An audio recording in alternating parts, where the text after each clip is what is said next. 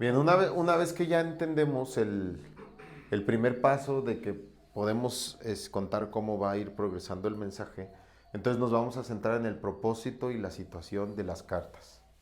O sea, en cualquiera. Vamos a predicar de Filipenses, es lo que yo les conté. Entonces, lo que vamos a buscar es el propósito y la situación, ¿sí? Yo defino propósito como la exhortación más general relacionada con la situación de los destinatarios. Así defino propósito. La exhortación más general de la carta relacionada con la situación de los destinatarios. ¿Vale? Ahora, ¿dónde encontramos la situación de los destinatarios clara en la carta de Filipenses? Lo encontramos en el versículo 1. Capítulo 1, ¿sí? Versículo 27 y 28. Aquí está el primero, ¿no? El 28 sería, ¿no? 27, 28. Ajá. Dice el apóstol Pablo, solamente que os comportéis como es digno del evangelio de Cristo, para que ya sea que vaya a veros o que esté ausente, oiga de vosotros que estáis firmes en un mismo espíritu, combatiendo unánimes por la fe del evangelio. Y lo dice, y en nada intimidados por los que se oponen. ¿Verdad?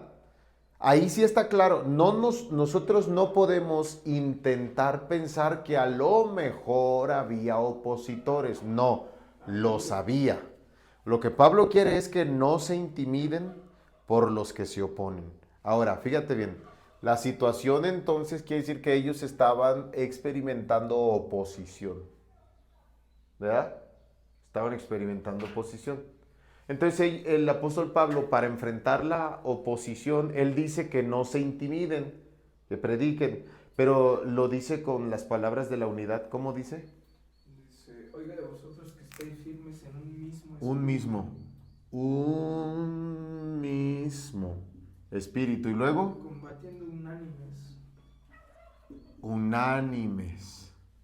y en nada ¿Sí? intimidados. Aquí es donde nosotros podemos pensar. El apóstol Pablo tiene algo que ver, este mensaje tiene algo que ver con la unidad. ¿Por qué lo dice dos veces? ¿Sí? Ahora, cuando nosotros avanzamos en el contenido de la carta, ya el que está bien clarito sobre la unidad es el capítulo 2. Mira, ve al capítulo 2. Por tanto, si hay alguna consolación en Cristo, si algún consuelo de amor, si algún afecto entrañable, si alguna comunión del Espíritu, si alguna misericordia, ¿qué dice? Completad mi gozo. Sintiendo lo mismo. Lo mismo. Y luego, teniendo el mismo amor. el mismo. Ajá. Unánimes. Unánimes, vuelve a decir, ¿verdad? Ajá. Sintiendo una misma cosa. Una misma cosa. Ahí está. 4 veces lo dice, ya tenemos 6. ¿Verdad que sí? Entonces, nosotros podríamos pensar que algo tiene que ver el propósito de que los cristianos estén unidos. Por alguna razón, el apóstol Pablo está diciendo esto. Lo primero que nosotros entendemos es que si en la situación están recibiendo oposición, lo que el apóstol Pablo quiere es que enfrenten la oposición con unidad, sí. Pero algo tiene que ver la unidad más allá de la oposición. Eso pasa cuando nosotros llegamos al capítulo 4. Allí nos queda claro por qué el apóstol Pablo habla de eso. Por lo menos encontramos un caso de pleito entre dos hermanas. Dice el versículo 2 del capítulo 4, ruego a Obodia y Síntique que sean, ¿qué dice? Un mismo sentir en el Señor. Un mismo sentir. ¿Verdad? Y aquí ya la unidad está exigida entre dos personas, literal, Evodia y Síntique. Entonces sí había algún pleito allí. Por lo menos el de Evodia y ¿Cómo Síntique. empieza el capítulo 3? Sí, bueno. Esa es otra. Ese es el capítulo 3 más bien de la oposición. De la oposición. De la oposición. Ahorita seguimos a eso. Entonces, primero, terminamos con el tema de la unidad. El apóstol Pablo busca la unidad en la iglesia de los filipenses. Pero esta unidad es clara, no es accidental, no. Es necesario para poder combatir Firmes. firmes por el evangelio, ¿no? Ahora, está la unidad, pero por otro lado, la oposición que ellos están sufriendo también se muestra en el capítulo 3. Fíjate cómo dice: guardaos de los perros, guardaos de los malos obreros, guardaos de los mutiladores del cuerpo, porque nosotros somos la circuncisión, lo que en espíritu servimos a Dios y nos gloriamos en Cristo Jesús, no teniendo de qué confiar en la carne. Ok, ¿había algún problema relacionado con estas personas que, si nosotros ya conocemos las cartas, parece ser que eran judíos, ¿no? Los mutiladores del cuerpo son los de la circuncisión, ¿sí? No nos queda claro. Siempre dice Gordon Fee que nosotros estamos como escuchando una conversación por teléfono, pero nomás tenemos una bocina. O sea, no tenemos la otra parte, no tenemos a las dos personas. Nomás escuchamos la mitad de la conversación, ¿sí? Pero si los menciona a ellos y luego menciona las credenciales del apóstol Pablo como judío, entonces esas personas eran personas judías que querían implementarles la ley o la circuncisión, vamos, a los filipenses que no eran judíos, eran gentiles, ¿sí?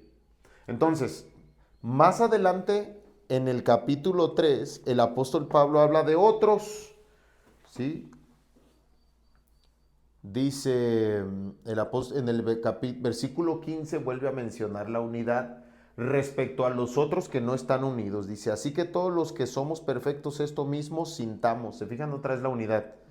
Y si otra cosa sentís, esto también nos lo revelará Dios, pero aquello a que hemos llegado sigamos una misma regla, sintamos una misma cosa. Fíjense cómo sigue resaltando la unidad, ¿no?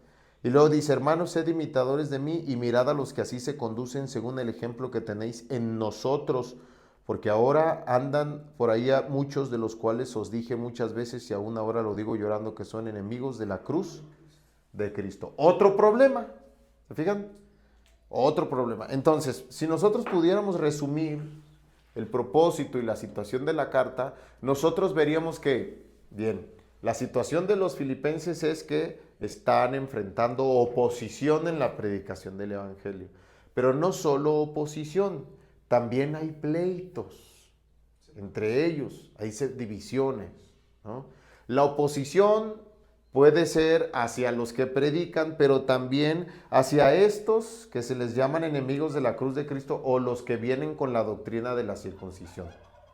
Pero por otro lado también tienen algún pleito, como el de Bodia y Sintique, que eso causa divisiones. Y luego a los que menciona en el capítulo 3 del 17 en adelante, otros pleitos. Por eso cobra relevancia que el propósito sea que mantengan la unidad. Aquí yo nomás apunté 7 veces. El de Bodia y Sintique, las 4 del capítulo 2 y los 2 del capítulo 1, pero están las del capítulo 3, que son otras 3. Es como muchos dicen, Filipenses, el propósito es el gozo, la alegría, porque hablan mucho de eso, ¿no? Dicen, Es una carta Sí. gozosa. Y no es así, es una actitud fundamental en la carta, sí, pero no es ese el propósito. El propósito está aquí. El propósito es la exhortación más general que está relacionada con toda la carta y con la situación de los destinatarios. Si ellos están enfrentando oposición y hay pleitos entre ellos, entonces el apóstol Pablo les pide que combatan por la fe del evangelio, para que no se intimiden, pero que estén unidos, ¿cierto? Eso es lo que nosotros tenemos que sacar.